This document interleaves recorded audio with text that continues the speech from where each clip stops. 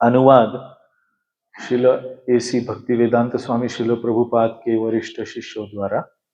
इतने दीर्घ काल से मैं इस जगत में कष्टों से पीड़ित होता रहा हूं और शोक से जलता रहा हूं। मेरे 6 शत्रु कभी भी तृप्त नहीं होते और मुझे शांति नहीं मिल पाती। अतः हे शरणदाता, हे परमात्मा, मेरी रक्षा करे। हे प्रभु, सौभाग्य से इतने संकट के बीच में आपके चरण कमलों तक पहुंचा हूं, जो सत्य रूप है और जो निर्भय तथा शोक रहित बनाने वाले हैं। इसको तात्पर्य नहीं है, तो आगे के कुछ श्लोक पढ़ेंगे। श्री भगवान उवाच सार्वभौम महाराज मतिस्ते विमलोर्जिता वरैः प्रलोभिस्तस्यापि न कामयति हता यतः। भगवान ने कहा, हे सम्राट, महान राजा, तुम्हारा मन शुद्ध तथा शक्तिशाली है। यद्यपि मैंने वरों के द्वारा तुम्हें प्रलोभित करना चाहा, किंतु तुम्हारा मन भौतिक इच्छाओं के वशीभूत नहीं हुआ। प्रलोभितो वरैर्यत्वम् अप्रमादाय विद्धि तत् न धीरे कांत भक्तानाम आशीभिर्विद्यते क्वचित। यह जान लो कि मैं यह सिद्ध करने के लिए तुम्हें वरों से प्रलोभन दे रहा था कि तुम धोखा नहीं खा सकते। मेरे शुद्ध भक्त की बुद्धि कभी भी भौतिक आशीर्वादों से विपथ नहीं होती। युञ्जानानाम भक्तानां प्राणायामादिभिर्मनः अक्षीणवासनं राजन् दृश्यते पुनरुत्थितम्। ऐसे अभक्तगण जो प्राणायाम जैसे अभ्यासों में लगते हैं, उनके मन भौतिक इच्छाओं से कभी विमल नहीं होते। इस तरह हे राजा, उनके मनों में भौतिक इच्छाएं पुनः उठती हुई देखी जाती है। विचरस्व महीं कामं मय्यावेशितमानसः अस्त्वेवं नित्यदा तुभ्यं भक्तिर्मय्यन्न पायिनी। अपना मन मुझ में स्थिर करके तुम इच्छानुसार इस पृथ्वी पर विचरण करो। मुझ में तुम्हारी ऐसी अविचल भक्ति सदैव बनी रहे। क्षात्र धर्म स्थितो जंतुर्न्यवधीर मृगयादिभिः समाहितस्तपसा जह्यघम मधुपाश्रितः। चूंकि तुमने क्षत्रिय के सिद्धांतों का पालन किया है, अतः शिकार करते तथा अन्य कार्य संपन्न करते समय तुमने जीवों का वध किया है। तुम्हें चाहिए कि सावधानी से तपस्या करते हुए तथा मेरे शरणागत रहते हुए इस तरह से किए हुए पापों को धो डालो। जन्मनि अनंतरे राजन सर्वभूत सुरोत्तम भूत्वा द्विजवरस्त्वं वै मामुपैष्यसि केवलम। हे राजा, तुम अगले जीवन में उत्तम ब्राह्मण, समस्त जीवों के सर्वोच्च शुभ चिंतक बनोगे और केवल मेरे पास अवश्य आओगे। तात्पर्य, भगवद गीता में श्री कृष्ण कहते हैं, अध्याय 5 श्लोक क्रमांक 29, सुहृदं सर्वभूतानां ज्ञात्वा मां शान्तिमृच्छति। मुझे सभी जीवों का शुभ चिंतक मित्र समझकर मनुष्य शांति प्राप्त करता है। भगवान कृष्ण तथा उनके भक्त मिलकर पतित आत्माओं को मोह सागर से उबारने का काम करते हैं। यही असली तात्पर्य है कृष्ण भावनामृत आंदोलन का। इस प्रकार श्रीमद् भागवत के दशम स्कंद के अंतर्गत मुचुकुंद का उद्धार शीर्षक 51वें अध्याय का श्रील भक्ति वेदांत स्वामी प्रभुपाद के विनीत सेवकों द्वारा लिखित भक्ति वेदांत तात्पर्य पूर्ण हुआ। ओम अज्ञानतिमिरान्धस्य ज्ञानाञ्जनशलाकया चक्षुरुन्मीलितं येन तस्मै श्रीगुरवे नमः। श्रीचैतन्यमनोभीष्टं स्थापितं येन भूतले स्वयं रूपः कदा मह्यं ददाति स्वपदान्तिकं। वन्देऽहं श्रीगुरुः श्रीयुतपदकमलं श्रीगुरून् वैष्णवांश्च श्रीरूपं साग्रजातं सहगण रघुनाथान्वितं तं सजीवं साद्वैतं सावधूतं परिजनसहितं कृष्ण चैतन्य देवं श्री राधा कृष्ण पादान् सहगण ललिता श्री विशाखान्वितांश्च नमो ओं विष्णुपादाय कृष्ण पृष्ठाय भूतले श्रीमते भक्तिवेदांत स्वामिनिति नामिने नमस्ते सारस्वते देवे गौरवाणी प्रचारिणे निर्विशेष शून्यवादी पाश्चात्य देशतारिणे वाञ्छाकल्पतरुभ्यश्च कृपा सिन्धुभ्य एव च पतितानां पावनेभ्यो वैष्णवेभ्यो नमो नमः। पंचतत्वात्मकं कृष्णं भक्तरूपस्वरूपकं भक्तावतारं भक्ताख्यं नमामि भक्तशक्तिकं। हे कृष्ण करुणा सिंधो दीनबंधो जगत्पते गोपेश गोपिका कांत राधा कांत नमोस्तुते। तप्त कांचन गौरांगी राधे वृंदावनेश्वरी वृषभानुसुते देवी प्रणमामि हरिप्रिये। जय श्री कृष्ण चैतन्य प्रभु नित्यानंद श्री अद्वैत गदाधर श्रीवासादि गौर भक्त वृंद। हरे कृष्ण कृष्ण कृष्ण हरे हरे हरे राम राम राम हरे हरे।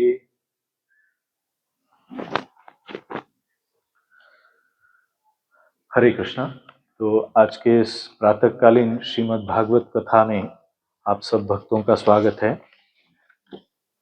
आज का जो श्लोक है ये राजा मुचुकुंद की शरणागति और उनकी हृदय समर्पित करने वाली प्रार्थना, इसके बारे में है। तो भक्ति रसामृत ग्रंथ में श्रील रूप गोस्वामी भक्ति कैसे की जाती है इसके लिए कुछ तत्व बताते हैं, जिसमें उन्होंने भक्ति के लिए कुल 64 विधान बताए हैं। तो श्रील रूप गोस्वामी बतलाते हैं कि उनके ज्येष्ठ भ्राता सनातन गोस्वामी ने वैष्णवों के मार्गदर्शन के लिए हरि भक्ति विलास का संग्रह किया है, जिसमें उन्होंने वैष्णवों द्वारा पालन किए जाने वाले अनेक विधि विधानों का उल्लेख किया है। तो इनमें से कुछ अत्यंत महत्वपूर्ण और प्रमुख विधान हैं। इनका बहुत ही शॉर्ट, मतलब छोटा सा एक वाक्य में, शब्द में श्रील रूप गोस्वामी सिद्धांत ये सारे बताते, लिस्ट बनाते। तो उसमें से 64 में से 10 बहुत मूलभूत सिद्धांत है जिनका पालन करना अनिवार्य है भक्ति में, और 10 साधन भक्ति के स्तर को प्राप्त करने के लिए कुछ नियम बताते हैं, और उसके बाद 44 विधान बताते हैं। तो उनमें से ऐसे वो 64 विधान है। उनमें से 2 विधान है, एक है प्रार्थना करना भगवान को, और दूसरा प्रसिद्ध स्तुतियों का पठन करना। तो हम देखते हैं कि अभी यहाँ देख रहे हैं भगवान श्री कृष्ण को अर्जुन प्रार्थना कर रहे हैं। यहाँ पे भी जगाई मधाई है, हर एक जगह पे हम देख रहे हैं कि भगवान की प्रार्थना बहुत ही महत्वपूर्ण भक्ति का आदान प्रदान है। तो ये श्रील प्रभुपाद लिखते हैं कि विद्वानों के अनुसार भगवद गीता में विशेषतया 11वें अध्याय में अनेक प्रामाणिक प्रार्थनाएं हैं, जिनमें अर्जुन भगवान के विश्व रूप से प्रार्थना करते हैं। तो ये एक प्रार्थना श्रील प्रभुपाद रिकमेंड करते हैं हमें याद करने के लिए, और वो प्रार्थना भगवान के सामने प्रस्तुत करने के लिए। तो हम देखते हैं बहुत ही सुंदर प्रार्थना भगवद गीता के 11वें अध्याय में, और ये श्लोक श्रील प्रभुपाद बहुत बार अपने प्रवचनों में कोट भी करते हैं। पश्यामि देवांस्तव देव देहे देवांस्तथा भूत विशेष संगा ब्रह्मांडमीशम कमलासनस्थम ऋषिंश्च सर्वान उरगांश दिव्यान। भगवान के विश्व रूप को प्रार्थना करते हुए अर्जुन बोलते हैं कि मैं आप में सब कुछ देख रहा हूं। मैं आप में सारे देवी देवता, जिसमें ब्रह्मा जी है जो कमलासनस्थ है, जिसमें भगवान शिव, ब्रह्मांडम ईशम, ईशम मतलब शिव, भगवान शिव भी है, और सारे ऋषि है, सारे नाग है, सारे गंधर्व है, सारे देवी देवता, सब कुछ है। तो इस तरह से अर्जुन प्रार्थना करते हैं। फिर अर्जुन ये भी प्रार्थना करते हैं कि सखेति मत्वा प्रसभम यदुक्तम, हे कृष्ण हे यादव हे सखेति, अजानता महिमानं तवेदम मया प्रमादात् प्रणयेन वापि, यच्चावहासार्थम असत्कृतोषि विहार शय्यासन भोजनेषु तो इस प्रकार बहुत अच्छी प्रार्थना करते हैं। अर्जुन सखा है कृष्ण के, तो वो सख्य भाव में है। और यहाँ पे जब वो इस विश्वरूप को देखते हैं तो वो भगवान की महत्ता को का दर्शन करते हैं। ये साक्षात भगवान है, और वो उनसे क्षमा याचना करते हैं कि मैं आपको मेरा सखा मानता था। सखेति मत्वा प्रसभम यदुक्तम, अपना सखा मान के मैंने जो आपको हमेशा ही अपमानित किया है। विहार शय्यासन भोजनेशु, आपके साथ विहार घूमते हुए, शय्यासन एक ही शैया पे बैठ के, मानो वहां पे भगवान है, वहां पे जाके कोई बैठ जाए तो कैसा होगा। तो अगर अर्जुन को सखा करके भगवान प्रेम का आदान प्रदान कर रहे हैं, पर जब वो भगवान का भाव उनमें आता है और वो प्रार्थना करते हैं, तो वो माफी मांगते हैं कि मैं आपके साथ उठते बैठते खाते सोते जागते चलते आपको हमेशा हे कृष्ण हे यादव हे सखेती ऐसे बोलता था। अरे कृष्ण अरे यादव हे सखा ऐसे बोलता था। आप भगवान हो तो मुझे क्षमा कीजिए। और क्षमा कैसे कीजिए? भगवान बोलते हैं जैसे पिता अपने पुत्र का अपराध क्षमा करते हैं, जैसे प्रिया अपने प्रियतम का अपराध क्षमा करती है। तो इस प्रकार भगवान के साथ बहुत उत्कट संबंध प्रस्थापित करने में हमें ये प्रार्थनाएं मदद करती है। हमें ये भक्त जो भगवान के साथ अपने संबंधों का आदान प्रदान कर रहे हैं, उन संबंधों का हमें दर्शन होता है। बहुत बार ऐसा हम देखते हैं कि भगवान जब सामने प्रकट होते हैं तो भक्त कुछ भी बोल नहीं पाता है। जैसे ध्रुव महाराज की कथा में आता है कि ध्रुव महाराज को जब भगवान विष्णु ने दर्शन दिया और अपने शंख का स्पर्श उन्होंने उनके माथे पे किया, तो ध्रुव महाराज प्रार्थना करने लगे। तो ऐसे ही भक्त का स्पर्श या भक्त और भगवान के बीच में जो प्रार्थनाओं का आदान प्रदान है, इस आदान प्रदान से ही सामान्य साधक भगवान के सामने कैसे प्रार्थना करनी है, कैसे भाव रखना है, ये सीखता है। तो इसीलिए ये प्रार्थनाएं हमें श्रील प्रभुपाद बोलते हैं कि जैसे ये प्रामाणिक अर्जुन की प्रार्थना है, इसी प्रकार गौतमीय तंत्र के सारे श्लोक प्रार्थनाएं कहलाते हैं। और श्रीमद् भागवत में भी भगवान की सैकड़ों प्रार्थनाएं हैं। अतएव भक्त को चाहिए कि अपने उच्चार के लिए इनमें से कुछ प्रार्थनाएं चुन ले। स्कंद पुराण में इन प्रार्थनाओं की महिमा का वर्णन इस प्रकार मिलता है। जिन भक्तों की जबान से भगवान कृष्ण की प्रार्थनाओं से सदैव अलंकृत रहती है, मतलब जिन भक्तों के मुख से प्रार्थनाएं हमेशा ही प्रकट होती है, उनको महान साधु पुरुष तथा संत भी आदर देते हैं, और ऐसे भक्त वास्तव में देवताओं द्वारा पूजनीय है। तो प्रार्थना करने से व्यक्ति कितना ऊपर की स्थिति को प्राप्त कर सकता है। भक्त वास्तव में ऐसा भक्त वास्तव में देवताओं द्वारा पूजनीय है। जो लोग कम बुद्धि वाले हैं, वे कृष्ण की पूजा न करके किसी भौतिक लाभ के लिए विभिन्न देवताओं की पूजा करना चाहते हैं। किंतु यहाँ यह कहा गया है कि जो भक्त सदैव भगवान की प्रार्थना करने में लगा रहता है, वह देवताओं द्वारा भी पूजा के योग्य है। शुद्ध भक्तों को किसी देवता से कुछ भी मांगना नहीं रहता, प्रत्युत देवतागण ही शुद्ध भक्तों की प्रार्थना करने के लिए उत्सुक रहते हैं। तो हम देखते हैं प्रहलाद महाराज को जब दर्शन होता है नरसिंह भगवान का, तो ब्रह्मा जी उनको सामने करते हैं, आप भगवान की प्रार्थना करो। तो देवी देवताओं के लिए भी ऐसी प्रार्थना, भक्त की शुद्ध भक्ति की प्रार्थना जो होती है वो पूजनीय होती है, वो भी वो सुनना चाहते हैं। और आगे श्रील प्रभुपाद कहते हैं उपदेश भक्ति रसामृत सिंधु में कि नृसिंह पुराण में कहा गया है, जो व्यक्ति भगवान कृष्ण के अर्च विग्रह के फलों से तुरंत छूट जाता है और बिना किसी संदेह के वैकुंठ लोक जाने का पात्र बन जाता है। यहाँ पे शायद कुछ मिसिंग है। जो व्यक्ति भगवान कृष्ण के अर्च विग्रहों की प्रार्थना करता है वो पाप कर्मों के फलों से तुरंत छूट जाता है और बिना किसी संदेह के वैकुंठ लोक जाने के लिए पात्र बन जाता है। तो प्रार्थना करने से अर्च विग्रहों के सामने व्यक्ति सारे पापों से छूट के भगवत धाम को, वैकुंठ धाम को जा सकता है। इतनी शक्तिशाली है। तो यहाँ पे भगवान के विग्रह है, उनके सामने हम सुबह मंगल आरती से प्रार्थनाएं शुरू करते हैं। सारी प्रार्थनाएं ही है, हम प्रार्थना ही करते रहते हैं भगवान को। तो हम देखते हैं कि अच्छे समाज में जो है बचपन से ही बच्चों को प्रार्थना सिखाई जाती है घर में। और परम पूज्य राधानाथ स्वामी महाराज भी बोलते हैं कि उनका एक डैनी नाम का बचपन का मित्र है।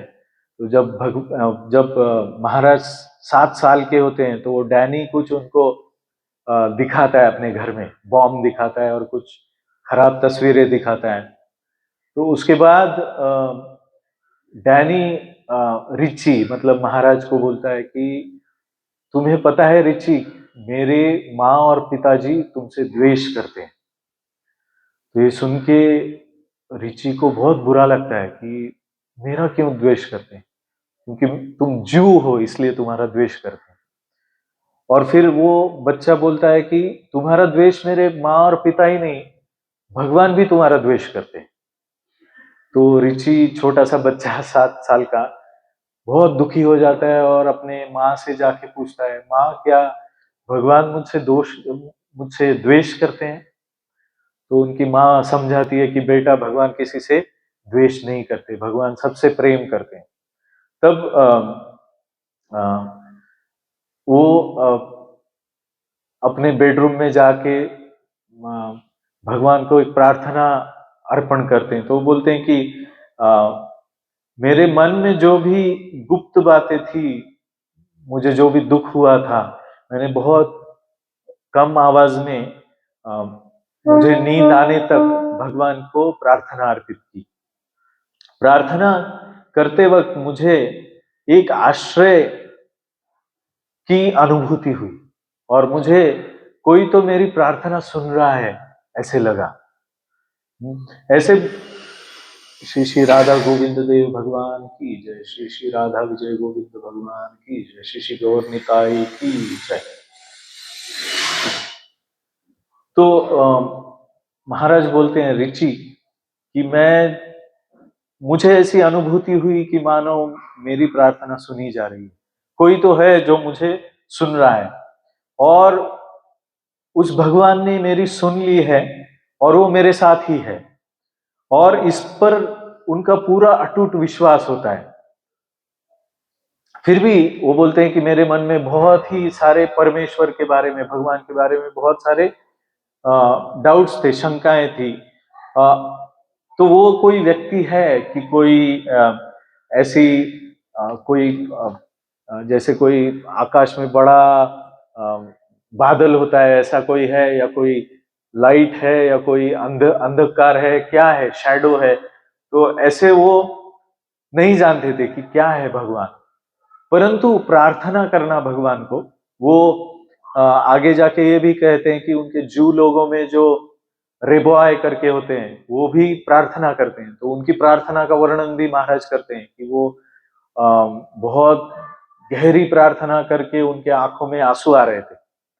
तो ऐसे अलग अलग सभ्यताओं में भी अलग अलग जगह पे भगवान का सही सही वैदिक सिद्धांतों के अनुसार, सनातन धर्म के अनुसार, भले ही नाम पता हो ना हो, सब सभ्यताओं में, अच्छी सभ्यताओं में भगवान को प्रार्थना करने का बचपन से सिखाया जाता है। तो ये भी सुंदर प्रार्थना राजा मुचुकुंद की यहाँ पे हम देखते हैं। बहुत ही उत्कट अपने हृदय का भाव वो भगवान के सामने प्रकट कर रहे हैं। तो वो बोलते हैं कि चिरमिह वृजिनार्थ स्तप्यमानो अनुतापैहि, दीर्घ काल से इस संसार में उत्पातों द्वारा दुखी सताए जाने से, पश्चाताप से मैं अतृप्त हूं, बहुत अतृप्त हूं।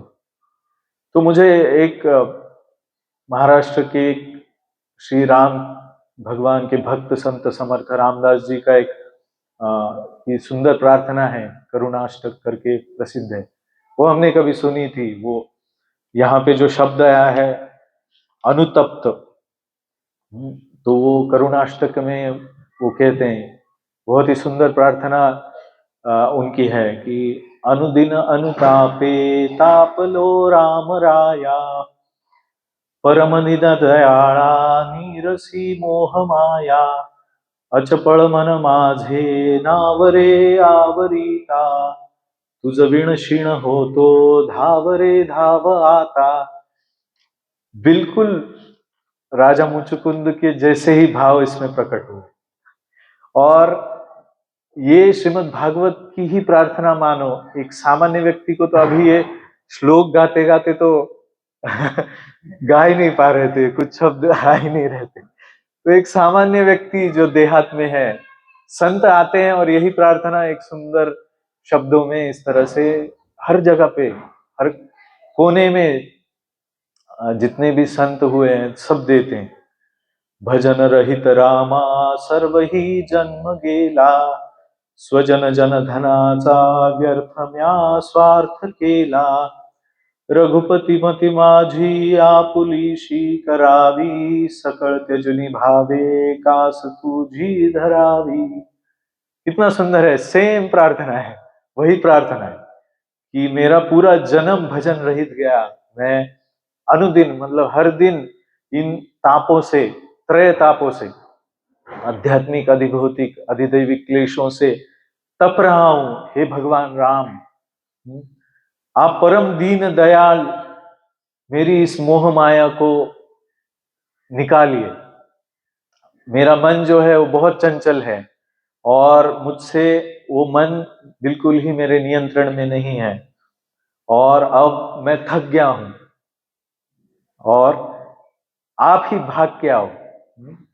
तुझ विण क्षीण हो तो धाव रे धाव आता, भागो मुझे बचाओ। तो इस तरह से संत तुकाराम के भी ऐसा ही एक अभंग है संसार और वैराग्य का के बारे में। संसार तापे तापलोमी देवा, करिता या सेवा कुटुंबाची, म्हणून तुझे आठवेले पाय, ये वो माझे माये पांडुरंगी। वही प्रार्थना है। संसार ताप से मैं तप चुका हूं भगवान, इस कुटुंब की सेवा करते करते थक गया हूं, इसीलिए आपके चरण कमलों का ध्यान कर रहा हूं। और मेरी माता, हे पांडुरंग भगवान, आप आ जाओ। बहुता जन्मीचा झालो भारवाही, बहुत जन्मों से मैं ये सारा संसार का भार वहन कर रहा हूं। सुटिजे हे नाही वर्म ठावे, इससे मैं कैसे छूटू, मुझे छूटू पता नहीं। वेठी एलो चोरी अंतर बाह्यात करी, कणवन करी कोणी माझी, मुझ पे दया कौन करेगा। बहु पांगविली बहु नागविली, बहु दिस झालो कासाविस। अब मुझे बहुत जन्मों से मैं फटके खा रहा हूं माया के। अभी मैं बहुत ही पानी के बिना जैसे व्यक्ति पूरा अतृप्त हो जाता है। कासाविस क्या बोलते हैं हिंदी में, कासाविस होने, तड़प रहा हूं, बहुत तड़प रहा हूं। तुका म्हणे आता धाव घाली वेगी, वृद्ध तुझे जगी दीनाना था। हे भगवंता, हे भगवान, अभी भागो, दौड़ो, मुझे बचाओ। यही भाव है राजा मुचुकुंद जैसे ही मराठी में, जहां पे लोगों को ये भारी भरकम संस्कृत नहीं आता है, वहां पे वो भाव। तो इस तरह से हम देखते हैं कि ये प्रार्थना जो है वो हर एक जीव को भगवान ने अपनी कृपा करके प्राप्त करा के दी है, संतों ने प्राप्त करा के दी है। तो यहां पे और एक बहुत महत्वपूर्ण बात है कि ये प्रार्थना जो है वो भगवान बोल रहे हैं कि मैंने तुम्हारी परीक्षा ली है और तुम्हारा हृदय जो वो निर्मल है। तो इसका ये अर्थ होता है कि कोई ऐसी भी प्रार्थना होती है ऐसी ही, परंतु वो प्राकृतिक स्तर पे होती है या लौकिक स्तर पे होती है या क्षणिक या तात्कालिक होती है, कि व्यक्ति कुछ देर के लिए ऐसी प्रार्थना करता है और कुछ प्रतिकूलता में करता है कुछ भौतिक अनुकूलता प्राप्त करने के लिए करता है, कुछ लौकिक वरदान प्राप्त करने के लिए करता है, या फिर ऐसी भी प्रार्थना होती है जो प्रामाणिक कहते हैं भगवान, ये प्रामाणिक प्रार्थना है, ये अलौकिक आध्यात्मिक स्तर की प्रार्थना है और इसमें एक निरंतरता है। ना सतो विद्यते भावो ना भावो विद्यते सत। जो निरंतर नहीं है वो असत्य है और जो निरंतर है वो सत्य है, जिसको स्थायी भाव भी कहते हैं। स्थायी भाव मतलब जो भाव हमेशा ही हृदय में है। तो ये प्रार्थना तात्कालिक भी होती है और स्थायी भी होती है।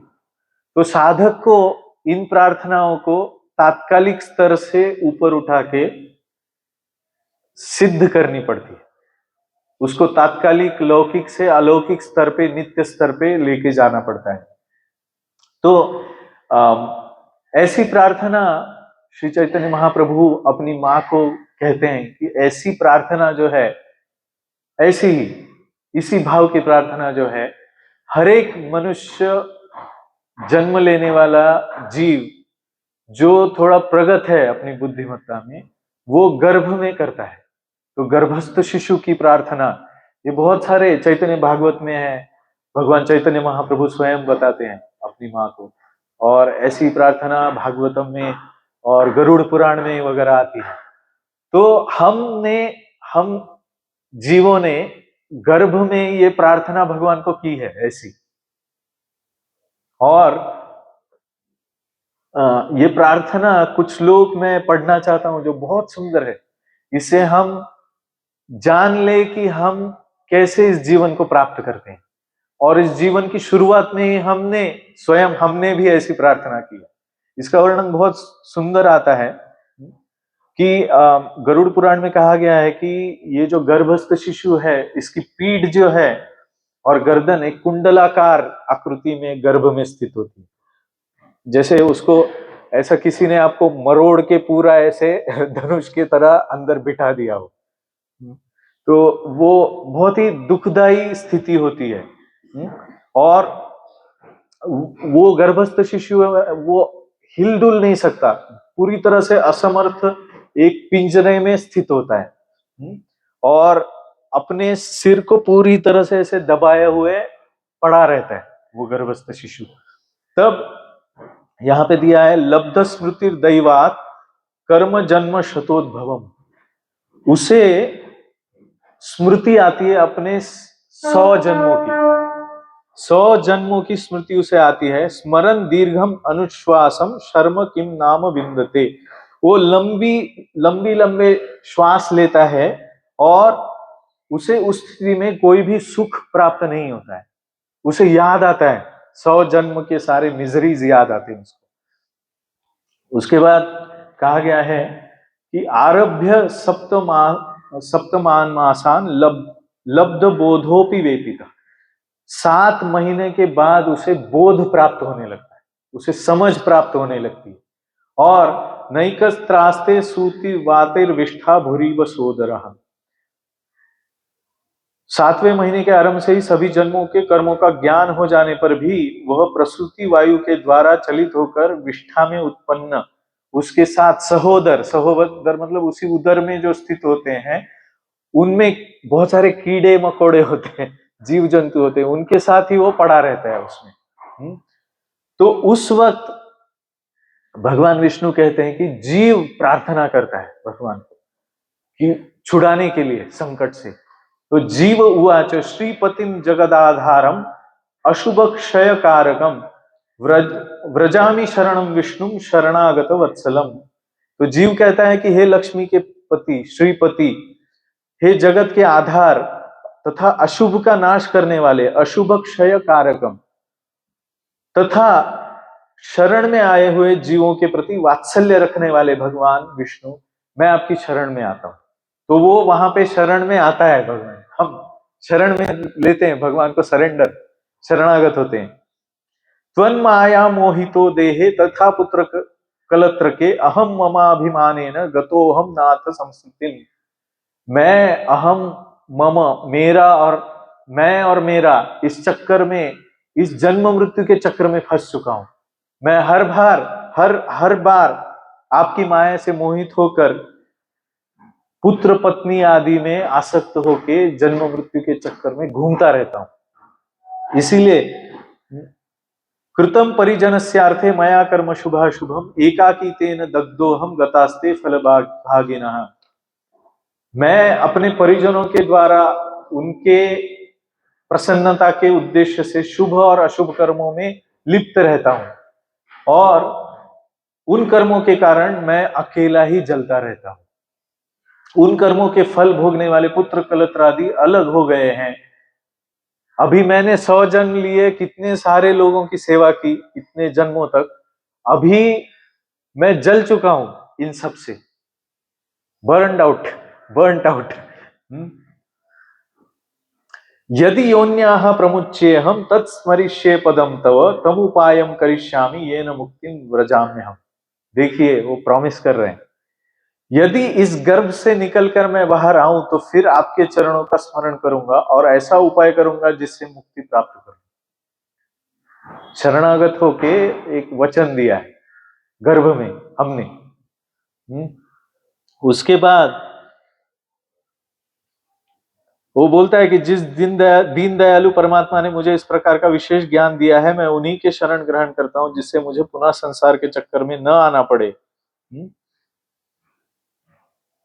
अथवा मैं माता के गर्भगृह से कभी भी बाहर जाने की इच्छा नहीं करता, क्योंकि बाहर जाने पर पाप कर्मों से पुनः मेरी दुर्गति हो जाएगी। इस तरह से वो बाहर भी नहीं आना चाहता, कंफ्यूज रहता है, प्रार्थना करता है, शरणागत होता है, बहुत दुख में होता है। तब भगवान बोलते हैं कि मैं इस प्रकार की बुद्धि वाले एवं स्तुति करते हुए 10 मास के ऋषिकल्प उस जीव को प्रसूति वायु के प्रसव के लिए तुरंत नीचे की ओर ढकेलता हूं। और यहां पे कहा गया है कि निरुच्छवासो हतस्मृति, जब वो शिशु गर्भ से बाहर निकलता है तो हतस्मृति, उसकी सारी स्मृति नष्ट हो जाती है और वो श्वास भी नहीं ले पाता। पतितो भुवि विण्मूत्रे विष्ठा भूरि व चेष्टते, वो विष्ठा और मूत्र के उस संचय में बाहर आके गिरा पड़ा रहता है। रोरुयति गते ज्ञाने, रोते रहता है, पूरा ज्ञान